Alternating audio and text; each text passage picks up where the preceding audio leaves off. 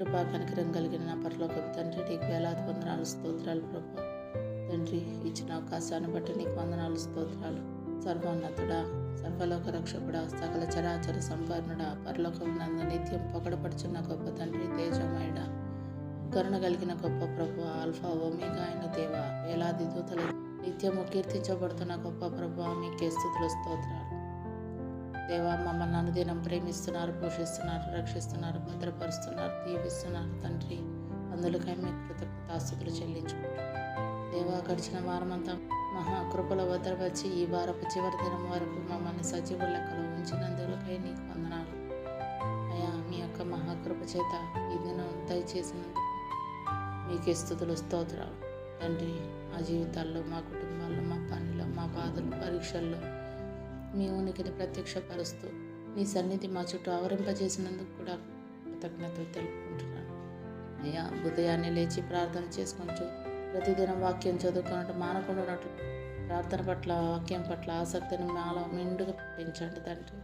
మీ ఆజ్ఞలను అనుసరించి నడుచుకుంటూ మీ దృష్టికి నీతిమంతులుగా జీవిస్తూ ఆపదలో ఉన్నవారికి, అవసరతలో ఉన్నవారికి నిత్యం సహాయం చేస్తూ నిత్య దేవుడైన మీ ప్రేమను పంచుతూ ప్రకటిస్తూ మీకు మహిమను తెచ్చే ధన్యత ఇవ్వమని వేడుకుంటూ మమ్మల్ని బలపరిచే దేవుడును, స్థిరపరిచే దేవుడును అయిన మీకే స్తుతులు చెల్లించుకుంటున్నాను. ఆయా, ఆత్మీయంగా, శారీరకంగా స్వస్థ పాలయ్యా మమ్మల్ని జ్ఞాపకం చేసుకోండి, మమ్మల్ని స్వస్థపరచండి.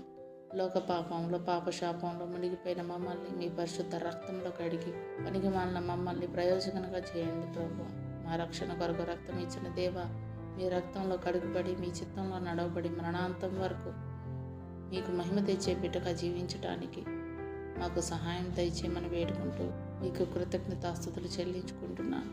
అయ్యా, ఎంతోమంది బిడ్డలు వాక్యాన్ని చదవకుండా, ప్రార్థన చేయకుండా ఆత్మీయ స్థితిలో దిగజారిపోతున్నారు దేవా. ఈరోజు వారందరినీ జ్ఞాపకం చేసుకుంటాండి. ప్రతిరోజు క్రమం తప్పకుండా వాక్యాన్ని చదువుకుంటూ, చదివిన వాక్యాన్ని వ్యక్తిగత జీవితానికి అన్వయించుకుంటూ, వాక్యంతో మాలోని లోపాలు సరిచేసుకుంటూ పాపాలు విడిచి పరిశుద్ధంగా జీవించేందుకు సహాయం చేయండి నాయన. ఆత్మీయ జీవితంలో ఉన్నత స్థితికి ఎదిగి ఉత్తమమైన మీ మార్గంలో ప్రయాణించే ధన్యత ఇవ్వమని వేడుకుంటూ ఉత్తముడును, మా ఉపకార్యునైన మీకే స్తుతులు చెల్లించుకుంటున్నాను. ఆయా, ఆర్థిక అనారోగ్య పరిస్థితులను బట్టి పరిచర్యకు దూరంగా ఉంటున్న వారు, ఒంటరితనం వల్ల ఏమీ చేయలేని నిస్సహాయ స్థితిలో అందరున్నారు. వారందరినీ ఈరోజు జ్ఞాపకం చేసుకోండి తండ్రి. నా వల్ల కాదు అని భయపడక, చేత కాదని పరిచర్యను విడిచిపెట్టక మీ సహాయంతో ముందుకు సాగిపోయే ధైర్యం మాకు ఇవ్వండి ప్రభు. అవసరం అయినప్పుడు మనుషుల సహాయం దొరక్క, ఆర్థిక స్థితి బాగోలేక పరిచర్య చేయాలన్న ఆశ ఉన్నా చేయలేని స్థితిలో ఉన్న వారికి ఆత్మీయమైన, నమ్మకమైన జత పని వారిని అనుగ్రహించండి ప్రభు. ఏదైనా నీ